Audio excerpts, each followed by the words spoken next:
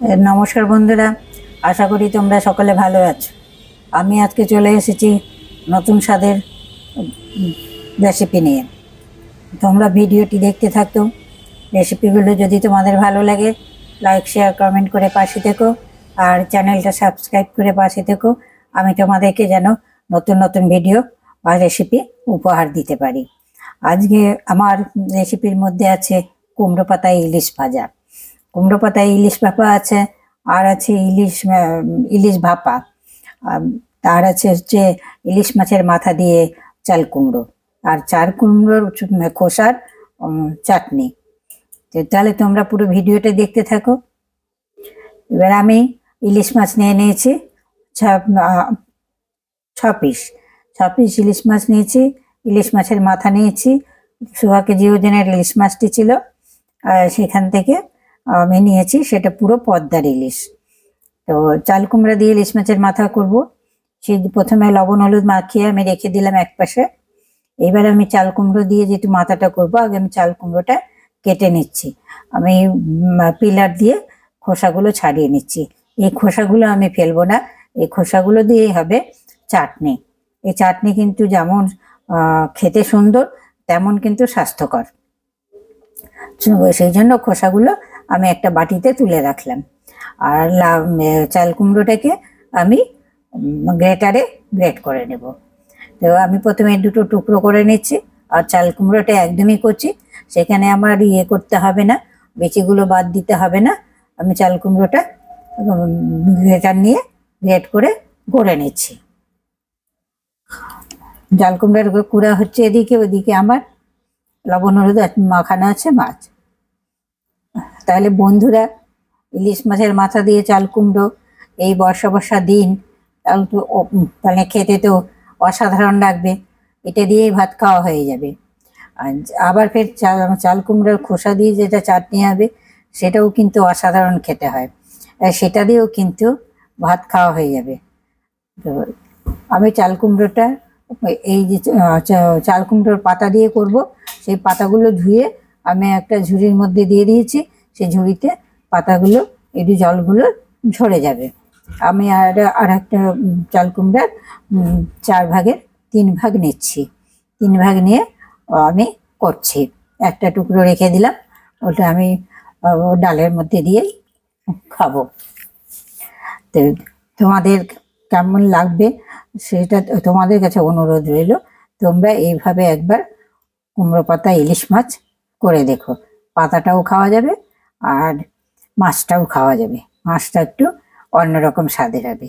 আজ এই মাছটা কিন্তু আমি ভেজে করছি না, আজকের মাছটা কিন্তু আমি কাঁচাই করব। খোসাগুলো আমি তুলে রেখে দিলাম। এবার আমি খোসাগুলো প্রথমে ভেজে নেব। ভেজে ওটা ঠান্ডা করতে দিতে হবে, কারণ ওটা বাটতে হবে, তো সেই জন্য ভেজে ঠান্ডা করতে দিব। তো দিয়ে দিলাম আমি কড়াইয়ে সর্ষের তেল দিয়ে দিচ্ছি, কালো জিরে, রসুন, আর হচ্ছে দিয়ে দিলাম চাল কুমড়োর খোসাগুলো। চাল কুমড়োর খোসাগুলো ছোট ছোট টুকরো করে কেটে নিয়েছি। দিয়ে দিলাম স্বাদ মতো লবণ, হলুদ। তোমরা যেমন পরিমাণ থাকবে এইভাবে করতে পারো।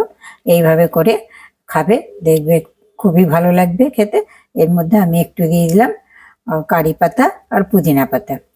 দিয়ে আমার চাটনিটা কিন্তু একটা স্বাস্থ্যকর চাটনিতে পরিণত হবে, যেটা শরীরের জন্যও স্বাস্থ্যকর আর হচ্ছে খেতেও সুস্বাদু। এবার আমি কড়াইটা আবার নামিয়ে নিলাম পাতাগুলো। এবার কড়াইটা দিয়ে দিলাম, আবার আমি কড়াই আর তেল দিচ্ছি না, ওই কড়াইয়ে আমি কিছু বাদাম দিয়ে দিলাম।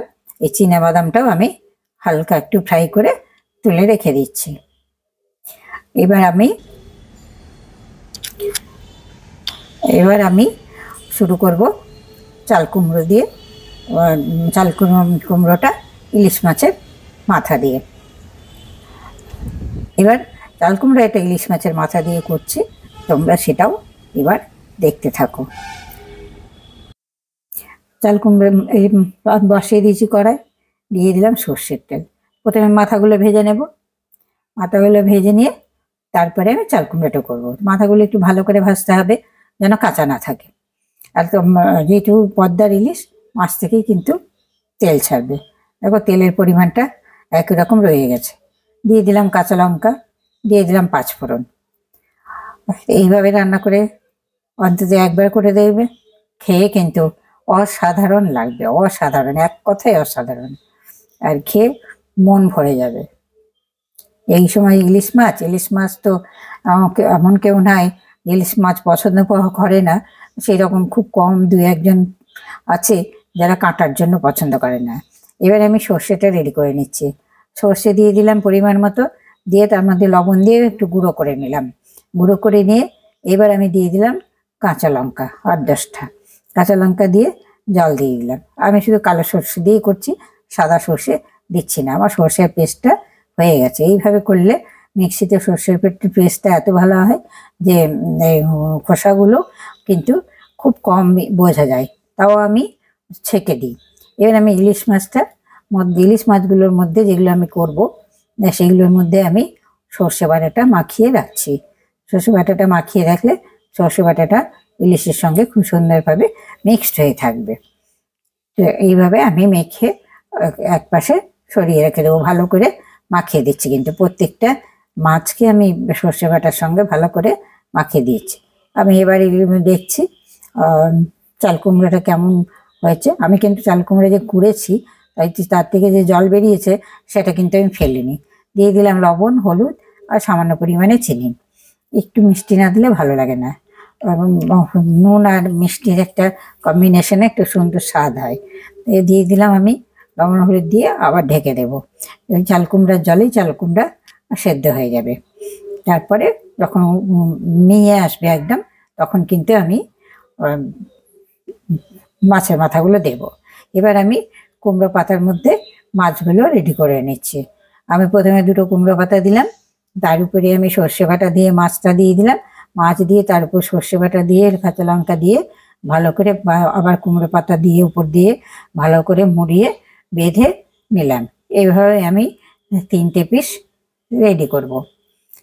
3টে পিসের মধ্যে একটা পিস আমার রেডি হয়ে গেছে, আরও 2টো পিস করব। এই পিসটাও কিন্তু আমার রেডি হয়ে গেল। আমি ঠিক একইভাবে 3টে পিস রেডি করছি। 2টো কুমড়ো পাতা নিয়ে তারপরে সর্ষে বাটা দিয়ে, তারপরে মাছ দিয়ে, তারপরে হচ্ছে কুমড়ো পাতা দিয়ে ভালো করে সুতো দিয়ে বেঁধে দিচ্ছি।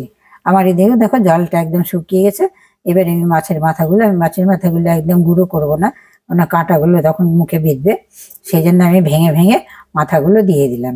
মাথাগুলো দিয়ে একটু ভালো করে নেড়ে চেড়ে নেবো, তার কারণ মাথাটা যেন মিশে যায়। তাই এবার আমি যে সর্ষে বাটাটুকু রেখেছিলাম সেই সর্ষে বাটাটুকু দিয়ে দিলাম সবজি, চাল কুমড়া সবজির মধ্যে। এবার কিন্তু আমি এটাকে ভালো করে শুকিয়ে নামিয়ে নেব। স্বাদ কিন্তু অসাধারণ হবে। এদিকে আমি ঠান্ডা হয়ে গেছে আমার চাল কুমড়ার খোসাটা, সেই খোসাটাও কিন্তু আমি মিক্সিতে পেস্ট করে নিলাম। লবণ হলুদ তো দেওয়াই ছিল, রসুনও দেওয়া ছিল, বাদাম ছিল। এইটা কিন্তু খেতে ভাত দিয়ে মেখে খেলে, গরম ভাতে 1 থালা ভাত এই চাটনিটা দিয়ে উঠে যাবে। এবার আমার চাল কুমড়াটা মাথা দিয়ে দেখো কত সুন্দর হয়েছে দেখতে। এবার আমি কিন্তু নামিয়ে নেব, নামিয়ে ঢেলে রেখে দেব। তারপরে আমি চলে যাব মাছের দিকে। মাছ তো আমার রেডি আছে, ফ্রাইং প্যান বসিয়ে দিয়েছি। বসিয়ে দিয়ে এবার আমি একটু তেল দিয়ে দিলাম কুমড়ো পাতায় ইলিশ মাছগুলো দিয়ে আমি কিন্তু ঢেকে দেব কেন ইলিশ মাছটা যেন সেদ্ধ হয়, পাতাগুলোও যেন একটু ভাজা ভাজা হয়ে যায়। একটু জল দিয়েও ভাপানো যায়, দুটোর মধ্যে একটা করা যায়। আজকে আমি এইভাবে করলাম, আর পরে আবার একদিন কোনোদিন সুযোগ পেলে সেদিন আমি ভাপিয়ে দেখাবো। আর এইভাবেই কিন্তু বেশি ভালো লাগে কুমড়ো পাতায় ভাপিয়ে, কলা পাতায় ভেজে, এগুলো কিন্তু পাতুরিগুলো অসাধারণ লাগে খেতে। পাতাটাও খাওয়া যায়। এই উপরের পাতাটা একটু পোড়া পোড়া হবে, উপরের পাতাটা খাওয়া যাবে না, ভেতরের পাতাগুলো কিন্তু সেদ্ধ হয়ে যাবে, খাওয়া যায়। এগুলো আমার 2 পিসটা 15-20 মিনিট ধরে ভাজা হয়ে গেছে, সিদ্ধও হয়ে গেছে আশা করি। এবার আমি নামিয়ে ঢাকা অবস্থায় রেখে দিলাম, গরমটা বসে যাবে। আমি ভাতের জল বসিয়ে দিলাম। আমি এবার ভাপা ইলিশটা করব। এবার ভাপা ইলিশ আমি আবার 3টে পিসই নিয়েছি, 3টে পিস নিয়েছি, 3টে পিস দিয়ে দিলাম, সর্ষে বাটাগুলো দিয়ে দিলাম, দিয়ে দিচ্ছি ওর মধ্যে সর্ষের তেল আর কাঁচা লঙ্কা। সর্ষের তেল আর কাঁচা লঙ্কা দিয়ে আমি মকটিটা লাগিয়ে দিচ্ছি, ঢাকনাটা লাগিয়ে দিচ্ছি। লাগিয়ে দিয়ে আমি অপেক্ষা করছি জলটা ফোটার। জলটা ভাতের হাঁড়ি জলটা ফুটলে প্রথমে আমি চাল নিয়ে নিলাম, আমরা 3জন আছে, 2 কাপ চাল নিয়ে নিলাম। জলটা ফুটে গেছে, বাটিটা দিয়ে দেবো। এবার যেহেতু চালটা ভাতটা তাড়াতাড়ি হয়ে যাবে, সেই জন্য আমি মাছটাকে কিছুক্ষণ ফুটতে দেব, তারপর আমি চালটা ছাড়বো। চালটা আমার ধুয়ে রেখে দিয়েছি। এবার আমি চালটা ছেড়ে দিচ্ছি। চালটা ছেড়ে দিয়ে ভাতটা ফুটবে, ফুটে মাছটাও তার সাথে হতে থাকবে। আর খানিকক্ষণ আগের মাছটা কিছুক্ষণ 10 থেকে 15 মিনিট মাছটা কিন্তু আমি ফুটিয়ে নিয়েছি। এবার আমি ঢাকাটা দিয়ে ঢেকে দিলাম। আমি ঠিক ভাত হওয়ার মতো দুবার একবার মাঝখানে দেখে মোটামুটি ভাত হয়ে গেছে। এইবার আমি নামিয়ে নেব, নামিয়ে রেখে দেব, একটু গরমটাও বসবে, তার ভাপাটাও খুব সুন্দর হয়ে যাবে। যে ভাপাটা খেতে সুন্দর হবে। যা যা সর্ষের তেল খেতে ভালোবাসেন তারা কিন্তু কাঁচা সর্ষের তেল দিতে পারেন, আমরা ভালোবাসি না, আর কাঁচা সর্ষের তেলটি দিচ্ছি না। এবার আমি সার্ভ করছি, সার্ভ করে নিয়ে তারপরে আমরা খেতে বসবো। দিয়ে দিচ্ছি চাল পাতা বাটা, কষা বাটা, দিয়ে দিলাম পাতুরি, কুমড়ো পাতার, দিয়ে দিলাম হচ্ছে মাছের মাথা দিয়ে চাল কুমড়ো। তাহলে আপনাদের প্রতি আমাদের প্রতি অনুরোধ রইল, তোমরা ভালো একবার এটা করে দেখবে, করে কমেন্ট করে আমাকে জানাবে। ভাপাটা একটু রেখে দিলাম, রাত্রেবেলা খাওয়া হবে। তো তোমাদের কাছে অনুরোধ, তোমরা করে একবার করো প্লিজ এইভাবে কুমড়ো পাতায়, খেয়ে কিন্তু অসাধারণ লাগবে। আর ভিডিওটি দেখার জন্য রইল ধন্যবাদ। আর যদি ভালো লাগে আমার রেসিপি, তাহলে তোমরা লাইক শেয়ার কমেন্ট করে পাশে থেকো। আর প্লিজ প্লিজ চ্যানেলটা সাবস্ক্রাইব করে পাশে থেকো। আমি কিন্তু নিত্য নতুন ধরনের রেসিপি তোমাদেরকে শেয়ার করব। সুস্থ থেকো, ভালো থেকো। সামনে পুজো আসছে, অনেক ধরনের রেসিপি শেয়ার করব। আজকের মতো এখানেই শেষ করছি। ধন্যবাদ।